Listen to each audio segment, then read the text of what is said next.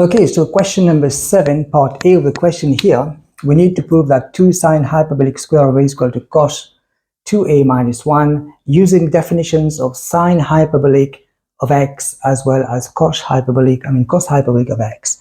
So basically, I'm going to look at the left-hand side over here. So that's 2 sine hyperbolic of a is equal to, what is sine hyperbolic of a? That's going to be basically e to the a minus e to the minus a divided by 2. And of course, we're going to square it and then multiply this by 2. So if we do this, we're going to get 2e to the 2a, all right, plus e to the minus 2a divided, before we divide, so minus 2 times, so e to the a n minus a divided by 4. Because if we square this, we're going to get 4. And of course, the 2 can go, and we have 2 over here. So we're left with now e to the 2a plus e to the minus 2a divided by 2 minus over here 2 over 2 e to the power 0. We know that e power 0 is equal to 1. So what we have is then this whole thing here is cos hyperbolic of 2a. Why? Because we've got 2a here. All right, and then minus 2 over 2 is 1. So 1 times e power 0 is 1, so basically 1. So this is shown. Here we are. First part of the question done. Moving on to the second part of this question over here. Okay. So part B of the question, and that's a very interesting part of the question here. We have an equation y is equal to x squared for 0 being less or equal to x less or equal to 2/3. So that's our domain. And then we're also given that x is equal to half sine hyperbolic of u. And we have to prove, okay, that the surface area generated by this curve around the x-axis is 1 over 32 times pi into 820 divided by 81 minus ln 3. Okay, so how are we going to do this? The first thing I'm going to do, I'm going to differentiate this. Okay, so I'm going to say then dy by dx, okay, is equal to 2x. And if I were to square this, I'm going to get this to the square, and in a moment you will know why exactly, because this is going to be 4x squared. Because we do need dy by dx to the square, because remember, the surface area generated is normally the integral of 2 pi y into the square root of 1 plus dy by dx all squared, with respect to x, of course. And so that's a formula. This is where we're going to need dy by dx to the square. And the second thing I'm going to look at is this one. So I'm going to differentiate x with respect to u. So dx over du is going to equal to, if you differentiate sine hyperbolic, you're going to get cos hyperbolic of u. And at the same time now, so if I were to actually find the surface area generated, that's going to be integral of 2 pi. The 2 pi is a constant, so I can put the 2 pi outside. Now the limit's going from 0 to 2/3. So when x is equal to 0, okay, I have 0 is equal to half sine hyperbolic of u. So that basically means u is equal to sine hyperbolic inverse of 0, which is then equal to 0. So this is 0. Then I've got 2 over 3. So when x is equal to 2 over 3, okay, we are going to get 2 over 3 is equal to half sine hyperbolic of u. If you rearrange this, you should be able to get sine hyperbolic of u is equal to 4 over 3. And so u is equal to sine inverse hyperbolic of 4 over 3. Also, we have to remember that sine hyperbolic inverse of x is equal to ln into x plus the square root of 1 plus x squared. So what we have is then 4/3 or 4x, okay, plus, okay, square root of 1 plus 4 over 3 to the square. And so this becomes then ln 4 plus, this is 25 over 9. The square root of 25 over 9 is 5 over 3. And if you were to do this, it's going to be equal to 9 over 3, which is then in ln 3. So that's my upper limit. So my upper limit is now ln 3. ln 3. So where do we go from here now? We have the square root, okay. So, and then we got y inside, remember. So y is x squared. And what is x squared? So we have to square this. So x to the square is 1/4 sine hyperbolic square u. So I got then 1/4 sine hyperbolic square of u into 1, okay, plus dy by dx to the square. And dy by dx is 4x squared. So plus 4 times x squared. X squared is, we just found it here, 1/4 sine hyperbolic square of u. And then power half is the square root times dx. We differentiated here, we got dx is equal to half into cos hyperbolic of u du.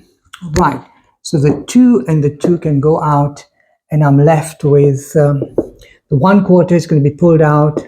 So 1/4 pi from 0 to ln 3, and all of that here is 1 plus sine square hyperbolic of u to the power of half into cos u du. So simplifying further, okay, and this whole thing here can be substituted for cos, which is cos hyperbolic square of u. So cos hyperbolic square of u, and all of that power half. The 2 and the 2 can go again, and I got cos hyperbolic of u du. So 1/4 pi into the integral of, now cos u times cos u is cos square u, so sine hyperbolic square u cos hyperbolic square u du. And again, we can substitute sine hyperbolic square of u cos hyperbolic square of u by half sine hyperbolic square of 2u du. You can check that from your table or from your formula sheet. And the half can be again come outside. I got 1/8 into, then, but before we do that, hang on a second.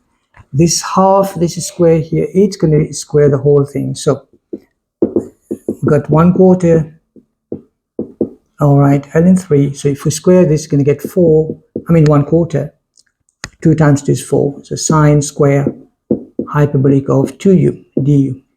Now the 1/4 can be pulled out, and I've got 1/16 pi into 0 ln 3. Okay, so ln 3, and then sine hyperbolic square of 2u du. What about sine hyperbolic square of 2u du? So sine hyperbolic square of 2u du. So sine hyperbolic square of 2u. Now let me just get a cos of 2a, which is basically 2 cos a. So I'm going to say then 1 plus 2 sine hyperbolic square of a. When this is a, this is 2a. Now we've got sine of 2u. 2 is like 2a over here. So if this becomes 2a, then that's going to become 4a. So what we have is then, so that this is it. And I'm going to rearrange this. The sine hyperbolic square of 2a is equal to cos, okay, 4a minus 1, all of that divided by 2. So now I can substitute it over here. 1/16 into, okay, again now we have the 2 in the denominator, but in the numerator I'm getting cos 4u minus 1 divided by 2 du. Again, what I'm saying is this 2 can be pulled out, and I got s is equal to 1/32 pi into 0 ln integral of cos 4u minus 1 du. Okay, so now we're going to integrate this. So sine hyperbolic, okay, no, not sine hyperbolic. So if I were to integrate this, integrating cos, you're going to get sinh. So that's sine hyperbolic of 4u divided by u. No, divided by 4, basically, sorry. 4, and then minus the u. And of course, now we have ln 3 and then 0. So now we can substitute our limits, and I have then 1 over 32 pi, and if I were to put ln 3 inside, I've got sine hyperbolic of 4 ln 3, okay, divided by 4, minus ln 3, okay. But then again, if I were to take away 1 over 32, the lower limit, and if I were to substitute 0 in here, I'm going to get 0. So this is basically 0. So I'm left with this only, this one disappears. So this one here is it doesn't exist. So now I have this sine, S, which is my surface area generated, 1 over 32 pi into, now remember this is sine hyperbolic of 4 over 3. So 4 ln 3. What is 4 ln 3? Now we know that 4 ln 3 can be written as ln 3 to the power of 4, which is then ln 81. So this is ln 81. So I have got then sine hyperbolic of ln 81. That's my value over here. So divided by 4, okay, minus ln 3. So this surface area generated 1 over 32 times pi into this. Now what is sine hyperbolic of x? We know that a sine hyperbolic of x is equal to e to the x minus e to the minus x over 2. And of course here my x is ln 81. So I've got then e to the ln 81 minus e to the minus ln 81 divided by 4 times 2, because there's a 2 here. So, and then minus that ln 3 on as your second term inside. And we also know that e to the ln x is equal to x. So I got then 81, because e to the ln 81 is basically now 81, minus 81, so 1 over 81, and then divided by 8. And all of that then minus ln 3. Remember, I'm not using a calculator over here, so let me just do all the calculations. So 81 times 81, let me just do it over here. So 81 times 81 is going to be equal to this much, 615. And then of course, 6,561 minus the 1 here. Why? Because we're going to minus 1 in the numerator over here.